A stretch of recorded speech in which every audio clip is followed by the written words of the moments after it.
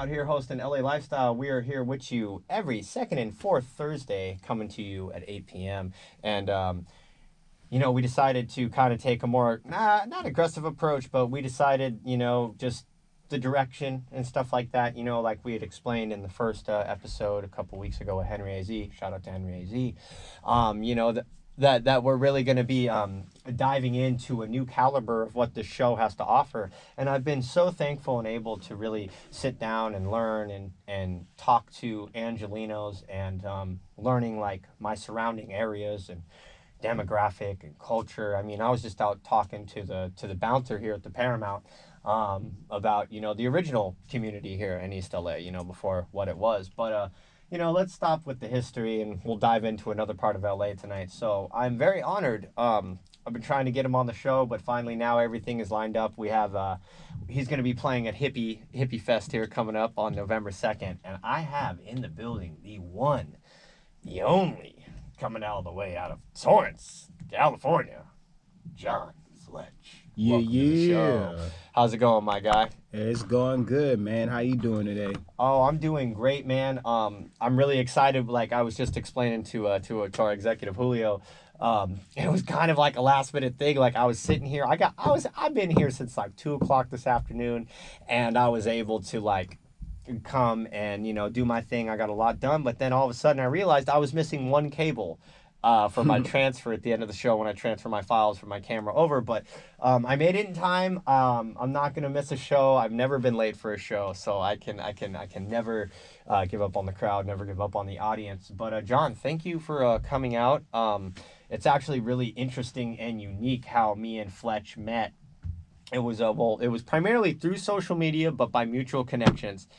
And we were at the I think it was this year's that first Batch Record show in January that we were at. And you had just turned around and started, I was like, are you Jon Fletch? You're like, yeah, I'm Jon Fletch. I was like, PvP, nice to meet you. And that's just how we met. And then from there, it was just organic and, supporting each other. You've performed at a couple of our events and you've been on the Hippie Pod and stuff like that. And now we got you here on LA Lifestyle, man. So just first and foremost, I want to shout you out for your aggressive approach with the Kidz Bop remixes. I just want to just get that off the top before we have the full conversation with you.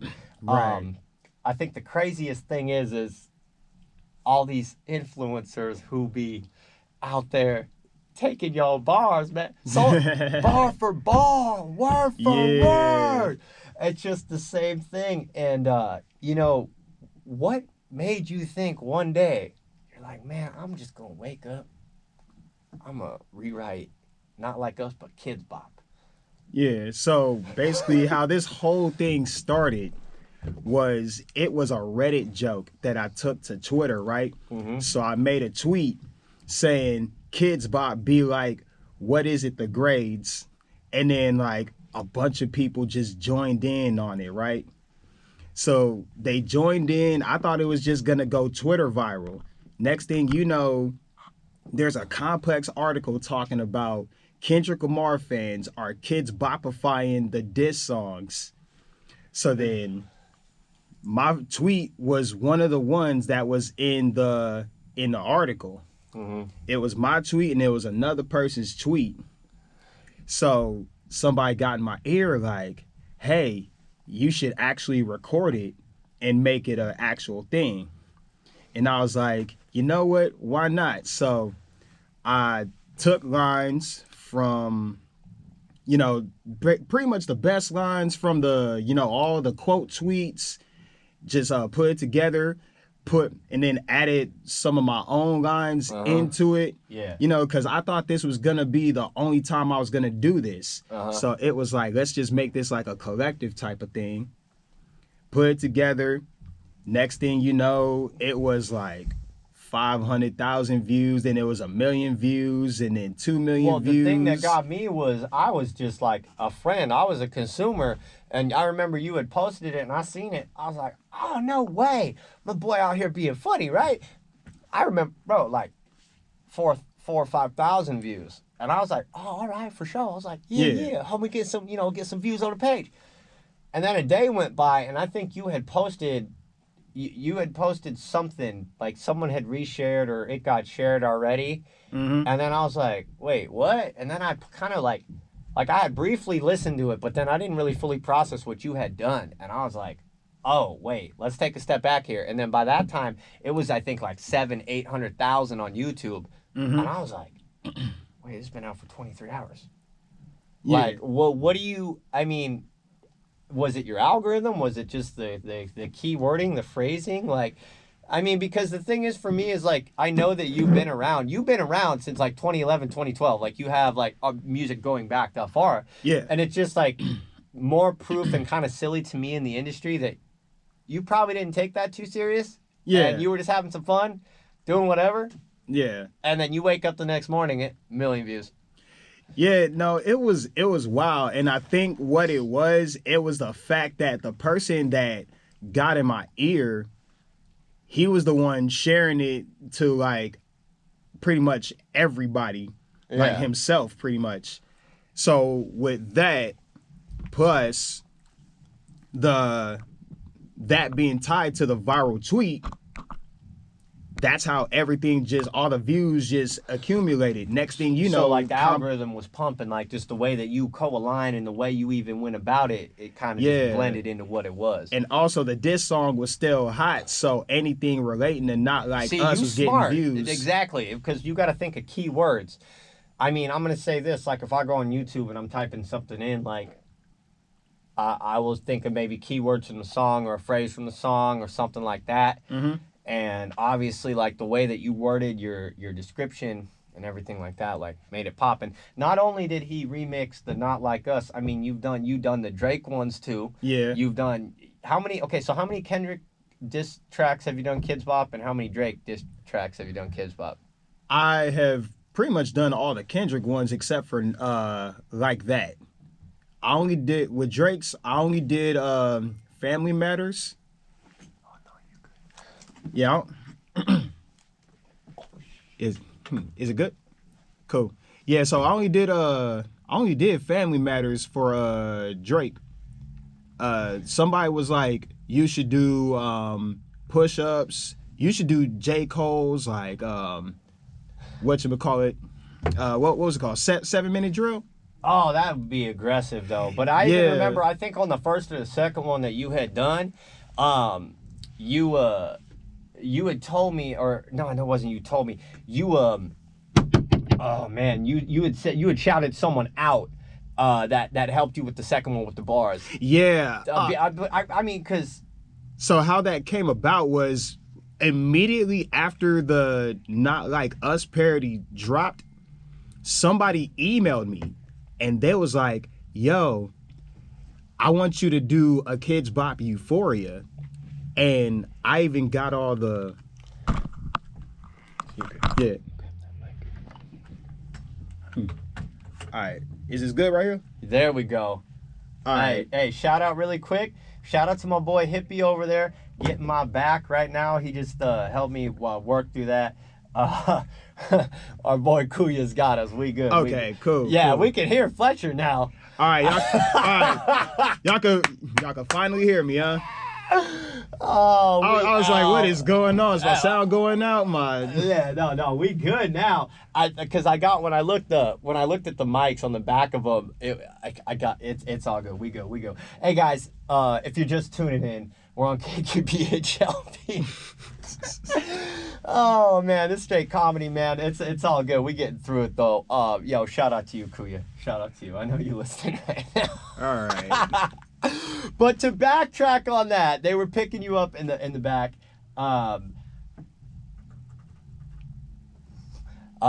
We got everything ironed out right now. With everything going on. Okay, right. So Fletch. We started off with you had a little success here recently with the Kidz Bop.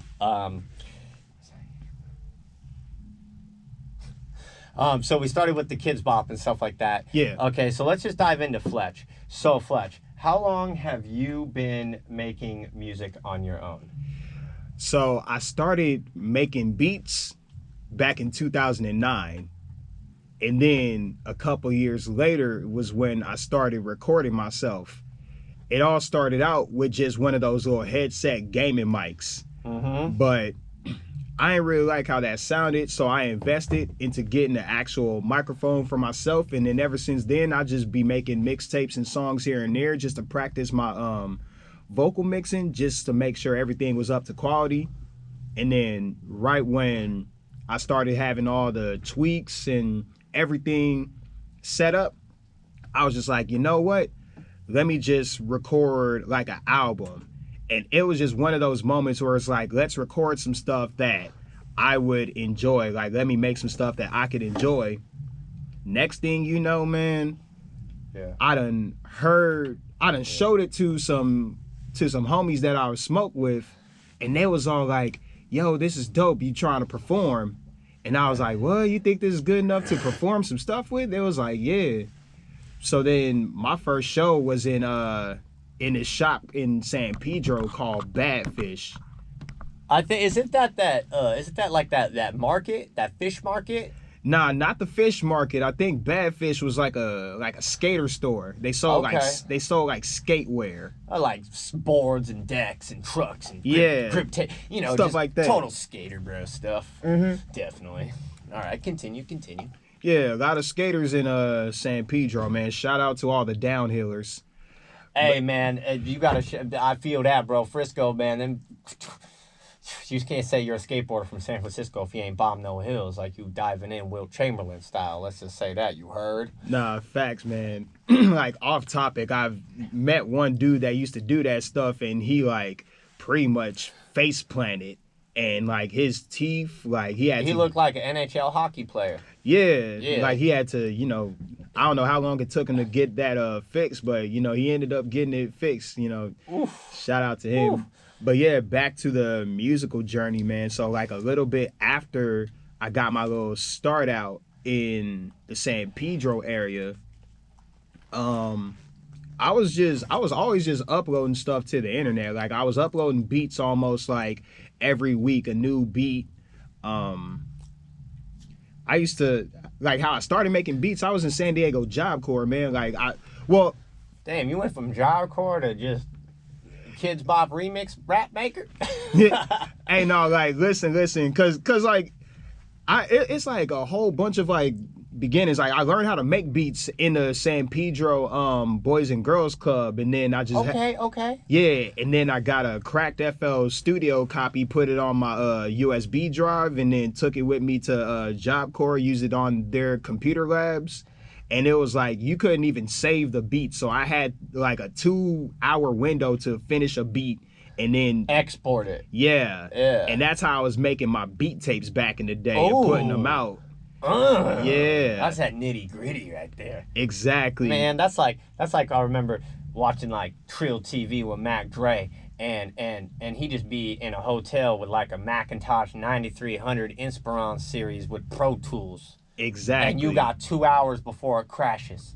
Yep, 2 hours. It wasn't even like 2 hours before it crashes. It was like, because we had like a 2-hour time limit on the computer lab. Yeah. It was also like a 2-hour time limit, like trying to sneak making beats in the classrooms and stuff. That's like when you would get past the firewall in middle school computer class and you'd be like, yeah, bros, yeah, I got the Facebooks. Yeah. And you'd be charging the homies like $5 to get on the Facebook and stuff like that. Yeah, no, we used to have them stuff that went past the firewalls. We had some computer tech homies. Yeah, we were devious children. Yeah, they was like, man, we got that it was called Ultra Surf. I don't even think it still exists. Ultra Surf. Yeah.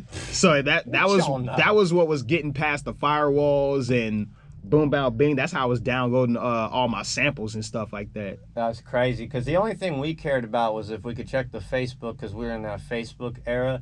But then, like, free computer games, YouTube, obviously to listen to music, man. The thing here's the thing. I'm going to take that back.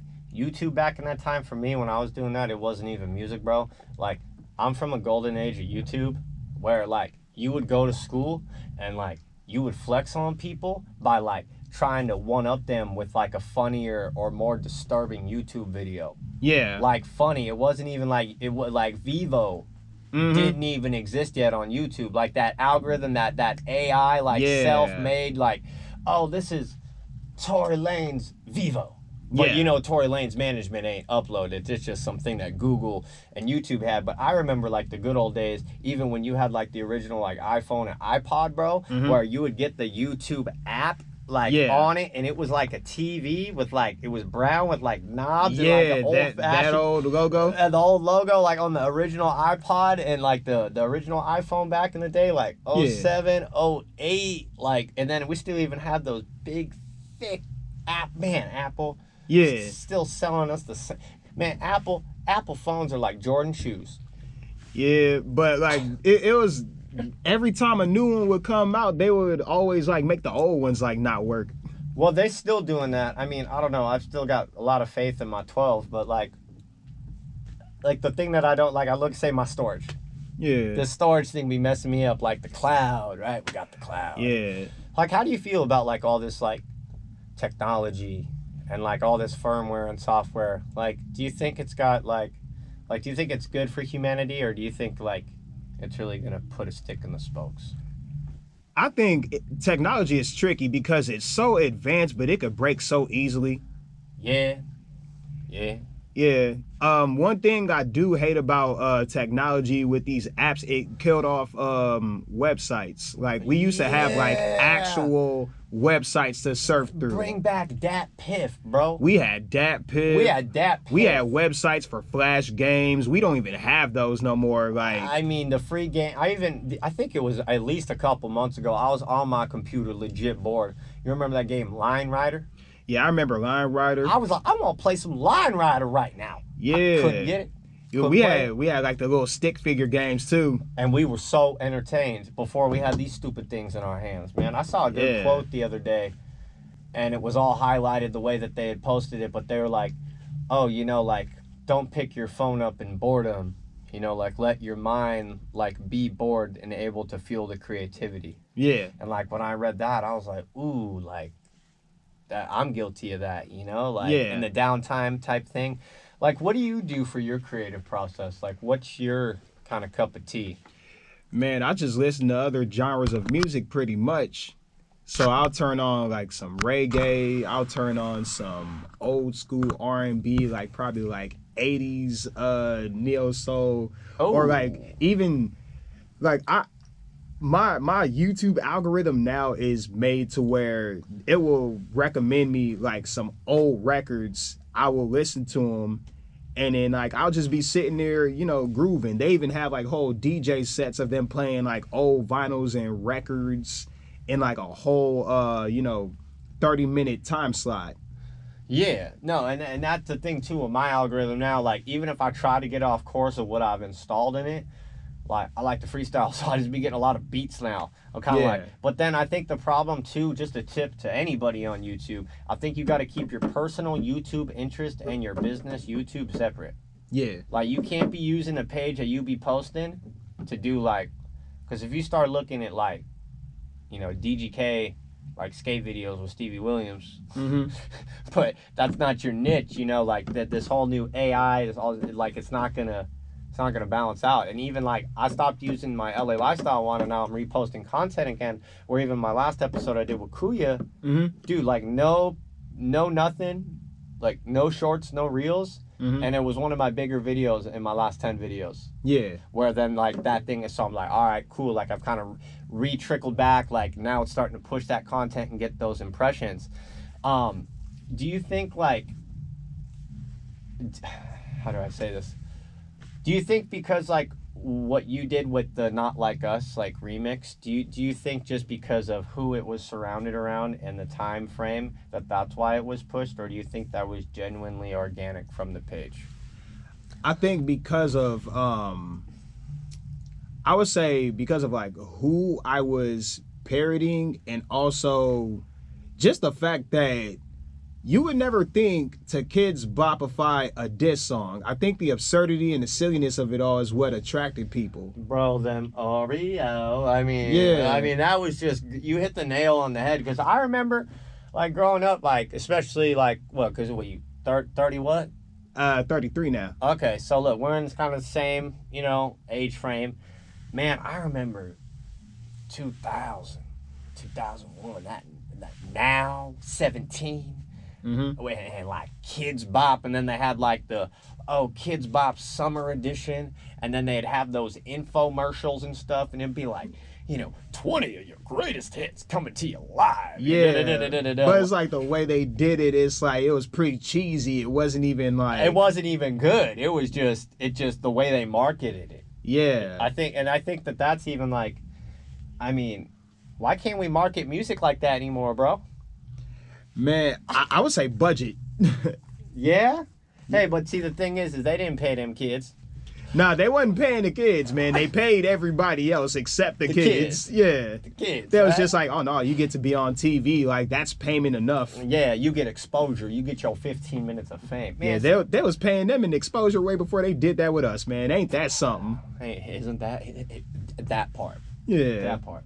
But guys, if you're just tuning in, we are on KQBH-LP in Los Angeles, California on 101.5 FM, our community services Boyle Heights Arts Conservatory, broadcasting live on your FM dial and streaming on kqbhla.com. And I'm here with my guest, Mr. Jon Fletch from Torrance, California, out here with your host, PBP, painting bigger pictures, because I am the bigger mixture. Just don't call me late for dinner. And we are out here. But we're going to be diving in pretty soon here to a little break. But before we get into that break, last question on this first part of the show. Jon, what are some things, too, just in your early beginnings of your career that you have seen that you're still trying to, like, hold on to, that you don't really see, sticking with you now the way music is going? Do you think that there are certain values from 10 years ago that still mean something and that are going to be hard to hold on to moving forward?